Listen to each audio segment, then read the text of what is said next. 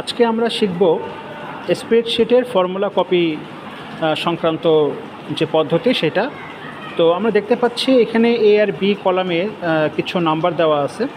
তো প্রথমে আমি হচ্ছে এ কলামে এই 10 আর 15-এর একটা যোগফল তৈরি করব। তো আমি ফর্মুলায় ইজ ইকুয়াল টু আমি এই সেল প্লাস পরের সেল হচ্ছে A5 এবং B5 আমি যোগ দিলাম, দিয়ে আমি ইকুয়াল দিলে আমার কোনো যোগফলটা চলে আসছে।